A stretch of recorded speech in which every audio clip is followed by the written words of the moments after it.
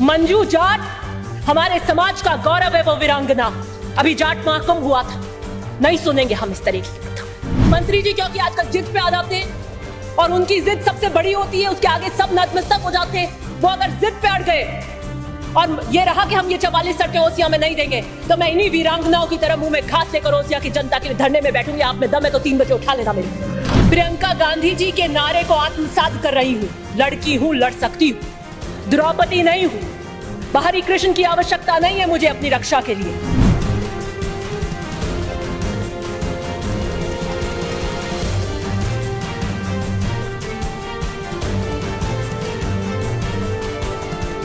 सच बात पूछिए तो उन्हें एक दिन महफिल सजाने का शौक आया। सच बात पूछिए तो उन्हें एक दिन महफिल सजाने का शौक आया। मैंने देखा कि क्या हुआ यकायक इन 2 दिनों में। वो सनम जो खुदा बन गए, उनका दीदार करना मना है। वो सनम जो खुदा बन गए, उनका दीदार करना, मंत्री जी का मेरे को दीदार ही नहीं हो रहा। उनकी महफिल में जब कोई आए, उनकी महफिल में जब कोई आए तो पहले अपनी नजरें झुका कर आए। समझ वालों समझ लेना, समझ वालों समझ लेना, समझ से काम लेना। समझ वालों समझ लेना, समझ से काम लेना। समझ में काश आ जाए, समझना समझना। समझ में काश आ जाए, समझना समझना, तो इतना ही कहना, इस्तीफा देना। मैं उस महफिल का हिस्सा नहीं थी उस दिन। मुझे मत ऐसे तंग कीजिए और हैंड ट्विस्टिंग कीजिए। मैं तो 20 में भी अपनी जगह थी, 23 में भी अपनी जगह थी, आज भी सही जगह खड़ी हूं। Somebody who is a convict begging for mercy can be the minister. फिर मैंने फिर सोचा कि चलिए पॉलिटिकल रिवेंजफुल एटीट्यूड इन्हीं 2 दिन में क्यों हुआ? इसी 2 दिन के अंदर ऐसा क्या घटनाक्रम हो गया? तो मैंने पूछा, अर्ज करी बंदे परवर से। मैंने अर्ज करी बंदे परवर से, क्यों सितम ढा रहे हो हम पर? मैंने अर्ज करी बंदे परवर से, क्यों सितम ढा रहे हो हम पर? बात सुनकर हंसकर मुस्कुराकर वो बोले, हमसे टकराना मना है। मैंने भी मुस्कुराकर कह दिया, गलत में हां से हां मिलाना मेरी विरासत नहीं है। प्रियंका गांधी जी के नारे को आत्मसात कर रही हूं। लड़की हूं, लड़ सकती हूं, द्रौपदी नहीं हूं। बाहरी कृष्ण की आवश्यकता नहीं है मुझे अपनी रक्षा के लिए। मैंने 10 साल जबर के अंधेरों में जिंदगी गुजारी है। मैंने 10 साल दोजख पे सजदे किए हैं। इस धरती पे दोजख का नाम कारागृह को कहता है। उसी कारागृह पे मैंने 10 साल सजदे किए हैं। मैंने कांटों से नहीं, फूलों से धोखे खाए हैं। मैं सहारों से धोखा खाई हूं, अब सहारों से बच के चलती हूं। मैं राजस्थान, इस मर्दों के प्रदेश में महिलाओं की और वीरांगनाओं की दबंग आवाज बनकर गूंज रही हूं। मेरा दोष क्या है? मेरा दोष क्या है? मेरा दोष क्या है? मेरी वारदात क्या है? मेरी वारदात कुछ भी नहीं। मेरी वारदात कुछ भी नहीं। सब बजा लेंगे आप। नहीं बोले। मेरी वारदात कुछ भी नहीं। हाँ थी। नहीं, मेरी वारदात कुछ भी नहीं। नहीं, हाँ थी। मैं पार्टी के प्रति फर्माबरदार थी।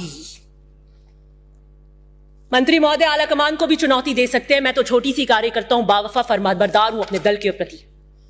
मुझे इस 2 दिन के घटनाक्रम पे अफसोस होता है और मैं कह देना चाहती हूं, क्या पता एक रवैया शायद उन्होंने सोच लिया हो कि हम तो डूबेंगे, जो डूबेंगे सनम तुमको भी साथ लेकर जाएंगे।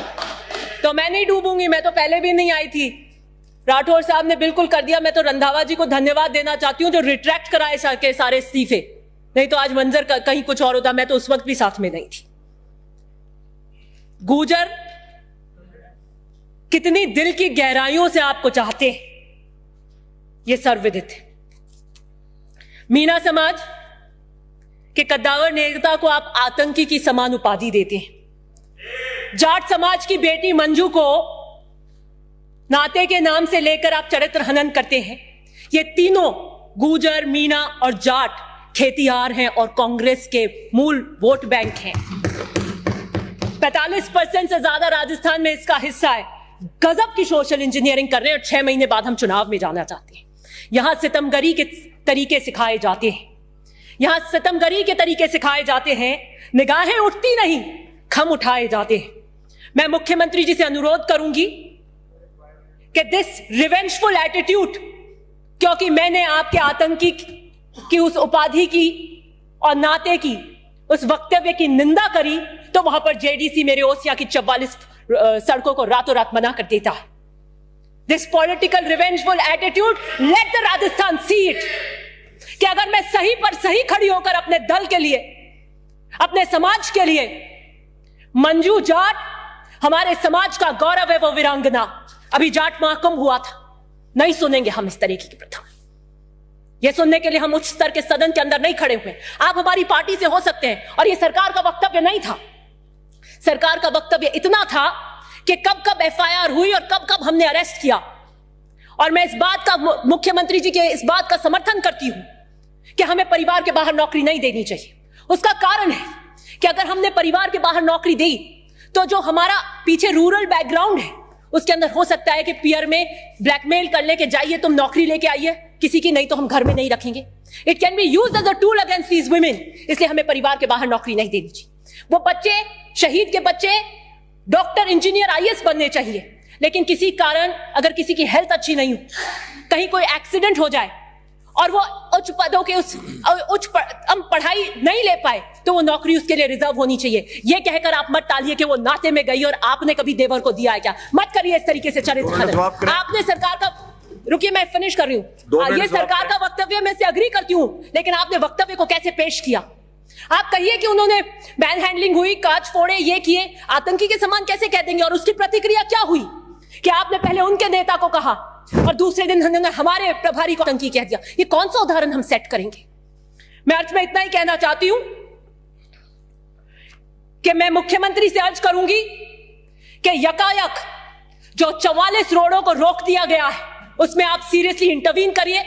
और मंत्री जी क्योंकि आजकल जिद पे आ जाते हैं और उनकी जिद सबसे बड़ी होती है, उसके आगे सब नतमस्तक हो जाते हैं। वो अगर जिद पे अड़ गए और ये रहा कि हम ये 44 सड़कें ओसिया में नहीं देंगे, तो मैं इन्हीं वीरांगनाओं की तरह मुंह में घास लेकर ओसिया की जनता के लिए धरने में बैठूंगी। आप में दम है तो 3 बजे उठा लेना मेरे खून आरजू को वो समझ रहे हैं पानी, मेरे खून आरजू को वो समझ रहे हैं पानी। मेरी रोडे रोक कर नहीं कर मेरा हाथ मरोड़ पाएंगे आप। मैं सही के लिए खड़ी हूं उन जनप्रतिनिधि से, और कभी उसमें मेरे को गुरेज नहीं हुआ है।